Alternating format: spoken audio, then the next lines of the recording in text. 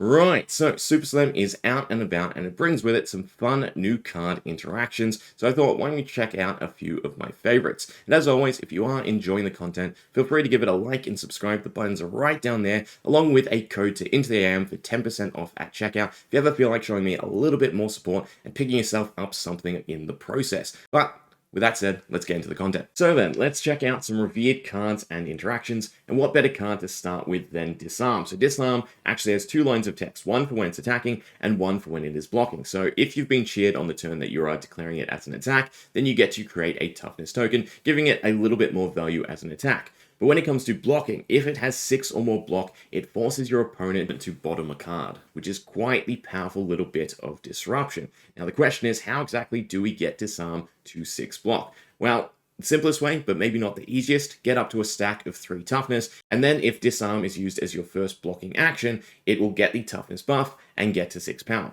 But we do have access to a few other cards in order to get it to that 6 block a bit more dynamically. So we have Never Give Up in the graveyard, we have Shining Courage, Reinforce the Line, and since we're Pleiades, we have access to Dramatic Pause. This means that we can block with our Disarm and then use one of these effects to get it to 6 block before its actual defending effect resolves. Now, if we want to use Never Give Up, we have to meet its condition of having been cheered this turn, having less life than each other hero, and of course paying its cost of 2 resources. So as Tuffnut, for instance, you could accomplish this through his ability, right? If you hit a 6, yellow, then that's both the cost covered and the cheer trigger, meaning that you just need to be lower life than your opponent. But as Pleiades, we don't have as easy access to a cheer proc. We have cards like Shining Courage that we can definitely use, which then allow us to trigger both Disarm's effect and maybe set up the use of Never Give Up if we need to block a little bit extra. But we also do have Helm of the Adored, so if we block with Helm of the Adored as well as our Disarm, that then covers our cheer proc. So we can move to the next step. Here we can make sure that we resolve Helm of the Adored first, again to get us that cheer trigger. And then, in response, we are able to play Never Give Up or any of our other cards. So again, Shining Courage is a revered instant, gets us a cheer trigger and a +3 to block. Reinforce the Line in yellow gives us a +3, in red a +4, in blue a +2, right? A little bit more workable as Tuffnut, for instance. If you have 1 toughness trigger, then in deck it's still at least a blue pitchable for his ability and something that turns on a card like Disarm. And then again, as Guardian, we have Dramatic Pause, a suspense aura that, as it enters, allows us to give a target defending action card +3 and offers a suspense counter for us to use with Pleiades' ability. So any of these different cards could be used with Disarm to get it to its 6 block and therefore cause its disruption effect. So really doesn't matter which one we play at this point. Again, they all do the same thing, so we might as well go with Never Give Up. Now again, for Never Give Up, we do have to pitch into it, so we can pitch the Reinforce the Line, and then that will put our Disarm to its 6 block and force our opponent to bottom a card. Now, again, as Tuffnut, we have the ability to work his own mechanic into how we get these different cards to their 6 block. So, again, for a card like Disarm, we can bank on the fact that we'll start with 1 toughness and use it in conjunction with something like Reinforce the Line, right? So, as Tuffnut, we can use his ability to pitch a card, get our weapon swing off, and as well as generate a toughness. So we're allowed to present a little bit of damage and then also set up, again, a little bit of disruption through our block. So in the scenario, we get to then arsenal our Reinforce the Line and have the board primed for us to utilize an effect like Disarm or even Old Favorite's ability to cycle it back to our deck. So Reinforce the Line can go into our arsenal, and then as our opponent attacks, we can declare Disarm as our block, and then use Reinforce the Line, since it already has 4 block, in order to give it its 6 block and cause that little bit of disruption.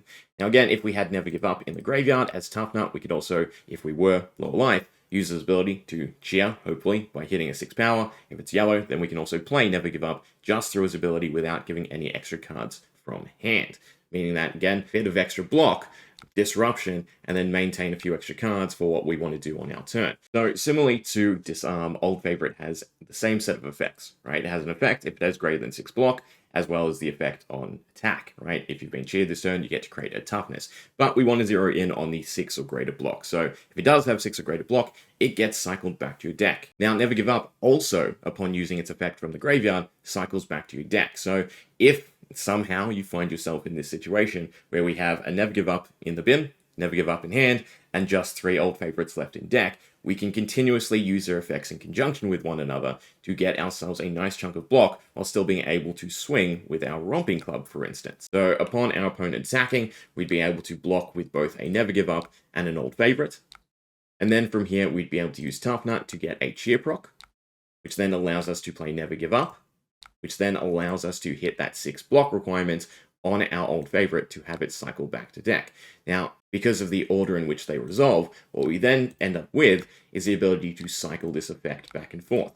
So on our turn, we're then able to swing with our Romping Club, using our other old favorite, swinging for 4 damage, then drawing back up 3 cards, and those 3 cards are, of course, going to be another Never Give Up, 2 old favorites, leaving another old favorite in our deck, meaning that, again, as the opponent's attack comes out, we can block with our Never Give Up, our old favorite, this time having a little bit more block from the toughness we generated, and then, of course, we can Tuffnut on top of that to be able to play Never Give Up from the graveyard, hitting our 6 on old favorite, and again returning it to the deck, allowing us to block 10 every single turn while then swinging for 4. Now, unfortunately, even though we do have Tunic and our Gauntlets of Tyrannical Rex, because we do require the cheer trigger in order to utilize Never Give Up, we will never be able to use Tuffnut's ability in order to then be able to Gauntlet off of our Spring Tunic to push our Romping Club to 5. But still, 10 block every turn into a 4 swing, that's kind of nice for fatigue, no? Again, you do have to manage your health. If you ever get above your opponents, you will no longer have access to Never Give Up, but it's still a fun interaction that, again, is loopable, and that's the type of shenanigans that I definitely like looking into and figuring out what's possible. Now, speaking of looping, Cries of Encore is up next. So Cries of Encore, when this attacks, if you have less life, you get a crowd cheer trigger, and then if you've been cheered this turn, it has on hit, you may play a Aura of Suspense from your graveyard. So what this means we can do is if we end up with Up on a Pedestal in our graveyard, we can loop Cries of Encore as long as we do satisfy that cheer trigger. So I'm just going to speed up the removal of this Up on a Pedestal. There's nothing to hit, but we do just want to get into the graveyard to start off. So then from here on, we can give 2 cards to our opponent to block, and then all we have to keep is a blue, so that we can play our Cries of Encore. Since we are lower life, Cries of Encore will trigger, we get it to cheer, triggering its effect, as well as the confidence for next turn, and stacking the confidences back to back is definitely also going to be powerful in itself. We can let it hit, and then what we can do is we can close the chain to make it go to the graveyard before we do play out Up on a Pedestal, right? So we can play Up on a Pedestal. As it enters, it allows us to put an attack back onto the top of our deck, so Cries of Encore, which we will then draw along with, hopefully, another blue, so that we can repeat the process over and over again. Now, before our opponent's turn ends, we have to remember to remove a counter, since we want Up on the Pedestal to go back into the graveyard, so that we can continue to repeat the process. So by doing this, what we essentially create is a counter that we can move to something else, as well as the ability to use Cries of Encore, now with confidence, over and over again, as long as we are at that point of being lower life, right? But it is still a loop nonetheless, a loop that we can make a little bit more intriguing too if we throw another card into the mix. So once again, Cries of Encore hits, allows us to play Up on a Pedestal, close the chain, play Up on a Pedestal, recycling our Cries of Encore back to the top of our deck, and therefore drawing it for our next turn to attack with once again. While not as easy to loop, if we throw Superstar and What Happens Next into the mix, we can try and guarantee more of those cheer triggers, as well as sort of buy us time to find cheer triggers so that we can effectively loop Cries of Encore with our Up on a Pedestal.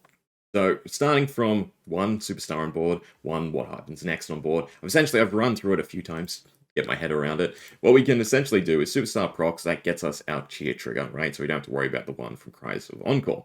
We can then play Cries of Encore, we can pitch our Standing Ovation, right? Cries of Encore then has been cheered, so as long as it hits, which we have the confidence, so, good chance it will, we can then use it to play our Up on a Pedestal, recycling a Cries, back to our deck, moving 1 counter from the Up on a Pedestal to our What Happens Next to preserve it, and then Up on a Pedestal will trigger at the start of our next turn, allowing us to cycle back a second Cries of Encore. So we do need 2 Cries of Encore, 1 in hand, 1 in the bin, along with What Happens Next, so that we can play Superstar for free when its turn cycles around, right? So next turn, we don't have to play Up on a Pedestal, because Up on the Pedestal will be cycling back a Cries of Encore, allowing us to play Superstar. Essentially, we need a cheer trigger from our deck, right? But if we find that, then we can continuously loop Cries of Encore without having to be at the health requirement, right, of being lower than our opponent, which I think makes it a little bit more effective. I do think there are a decent number of ways to try and force this situation onto your opponent, where you're just constantly sending Cries of Encore with confidence every single turn, and potentially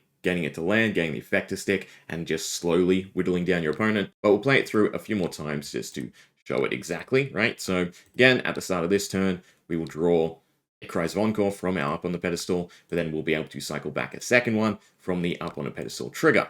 And then that again allows us to play Superstar for this turn, guaranteeing the cheer trigger for the next turn, right? So Cries of Encore goes to our deck, then we play Cries of Encore with Standing Ovation. Hopefully, again, another card to guarantee its cheer trigger. But you could also then pivot if need be as well, right? If you're lower health, you can just go into the Cries of Encore loop itself, right? Where you're just using it to replay up on a pedestal. But if you find or know that you will be able to find a cheer trigger, then you can swap it into Superstar, right? And use that to cycle back and forth, and therefore forego the health requirement, which is definitely a big factor, because at some point, right, unless you're sitting on one when you're pulling this off. So even though, again, leaves us available to use 2 cards every turn to block with, I wouldn't say it's necessarily doing enough to force our opponent to, be only sending 6, right? But still a fatigue loop nonetheless. I do find it a pretty cool one at that, right? So yeah, again, up on the pedestal we don't need because we have a Cries of Encore in our deck, so it's Superstar, and then from there we get our cheer trigger for our next turn. And if you felt like it, you wouldn't actually have to speed up Superstar, right? If you have a feeling or you want to see, if you will draw a cheer trigger, then you can wait and don't Pleiades it, right, and have Superstar for the turn after that. But we will just Pleiades, move the counter from Superstar to what happens next. And again, now we just swap to playing up on a pedestal, and then back to Superstar, and back to up on a pedestal, and continue to send our Cries of Encore with confidence. Other than that, we do also have the utility of up on a pedestal to be able to play it a bit more defensively. So up on a pedestal allows us to fetch a Revered or Guardian attack action card, meaning that we can use up on a pedestal to get from our graveyard a Disarm, Dismember, No Hero Stands Alone, Old Favorite, any of the big block cards that we can then try and utilize again if we have some of those other pieces to push them to their 6 blocks. So the fact that, again, we have the flexibility to use it aggressively, find an attack that we really want to use if we have suspense set up, right? Or defensively if we can, again, get these cards to their critical moments, if you will, right? So No Hero Stands Alone, regardless of its block aspects, still allows us to clash, which can be a little bit rougher as Pleiades and Tuffnut, but it's still something to consider. And then, of course, as Disarm, Disembody, or Dispose, we have that little bit of disruption. And then Old Favorite as a way to cycle it through our deck, right? So we can get back from the graveyard, back to our deck, and repeat using it over and over again as block.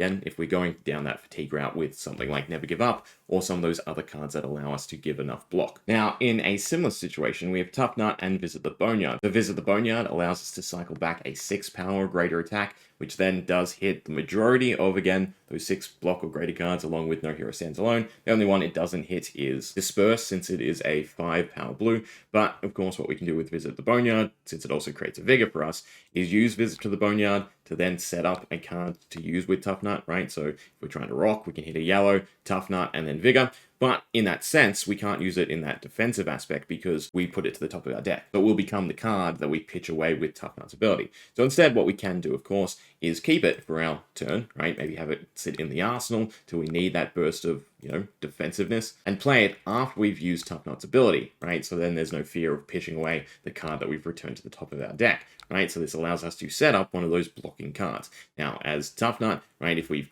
generated toughness, No Hero Stands Alone is fantastic. But again, if we can get to the 6 breakpoint for Dismember, Disarm, or Old Favorite, they're, of course, fantastic choices as well, right? So putting it to the top of the deck to ensure it's one of the cards we draw in our next set of 3 so that we have that really good defensive card. Now, zeroing in on No Hero Stands Alone. So No Hero Stands Alone has 2 sets of text again, right? So if you've controlled a toughness, this gets +3, and the keyword ambush, meaning you can block with it from Arsenal.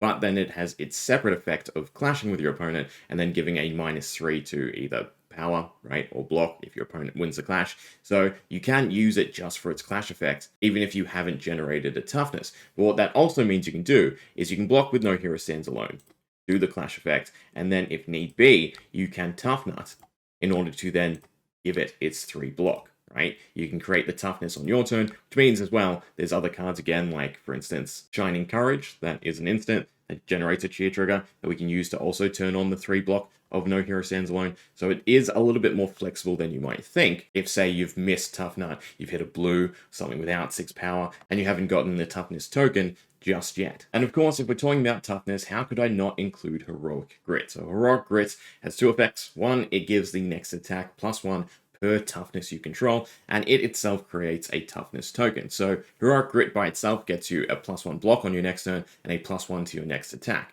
But in conjunction with some other cards, like for instance Escalate Order, you can get a nice big combo off. So Through Tuffnut's ability, right, we can pitch a card, hopefully create a toughness off of that. That's already a +1 extra with Heroic Grit. Play Heroic Grit, get our stack to 2 toughness, and then of course send our Escalate order as essentially a 3-card play, if you include Tuffnut's ability, to swing for a nice juicy 11. But of course, we can double down on this, right? If we had 2 Heroic Grits, then we can double up on the effect and swing for a little bit bigger, right? So our Escalate order now comes in as a 18. And then lastly, but certainly not least, we have In the Palm of Your Hands. Now, yes, it is a Guardian card, and I think personally it is a fantastic Guardian card.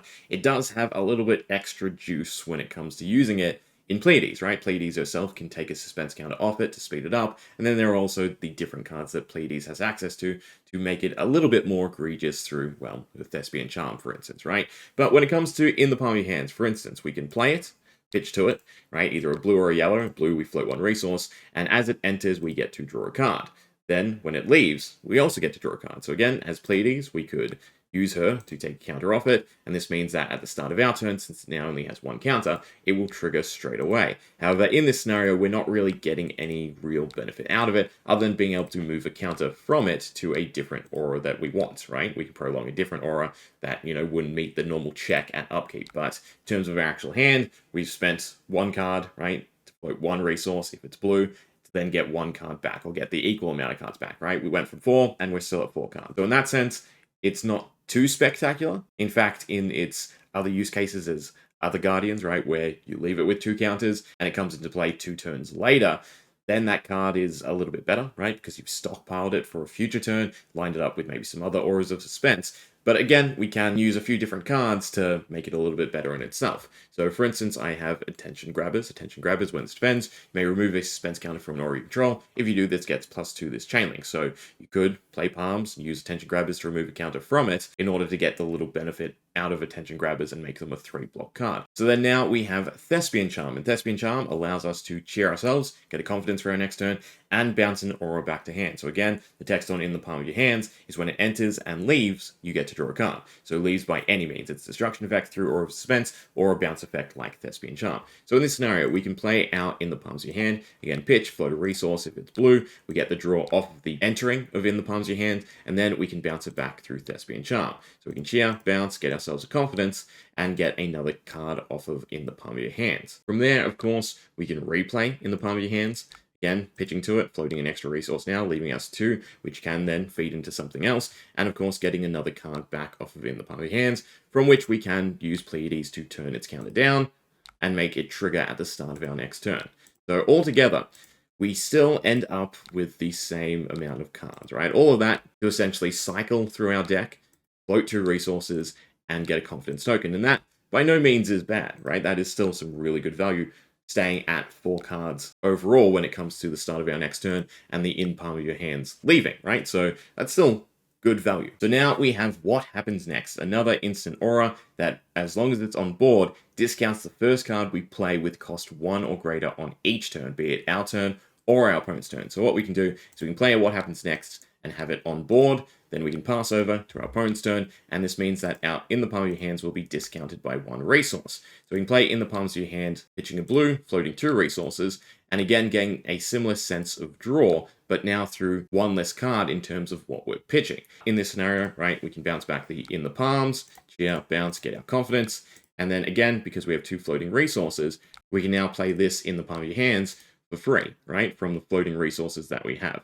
So again, in essence, we've achieved similar results to, again, just using in conjunction with a Thespian Charm, but now we have 1 extra card to boot instead of those 2 floating resources, which can be a little bit more versatile and, potentially lead to something else. So again, we can Pleiades to remove a counter from it and make it trigger at the start of our next turn. We'd also be able to move that counter to What Happens Next in order to prolong it, but we'll just pass through and again end up this time at 5 cards. So that can definitely lead to a nice big turn, or, a decent amount of block if need be.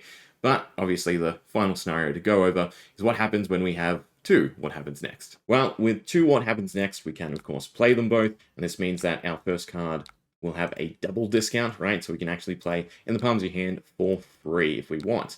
And we can still remove the counter from it and put it onto a What Happens Next, again, prolonging one of them since we're still currently on our turn, and Pleiades will untap at the end of this turn. We won't bother arsenaling anything because they're just pitchables, right, for the duty of showing off these interactions, right? But from here, we can use Thespian Charm to bounce back our palms, and then, of course, play it for free because we do have the double what happens next, right? So this is where we get a lot of value out of palms because essentially we're playing it for free. And in the scenario that we didn't have it on the turn, we played what happens next. We could have always played in the palms, bounced it back, and held it, right, for the start of our next turn when the discount from what happens next comes back into play.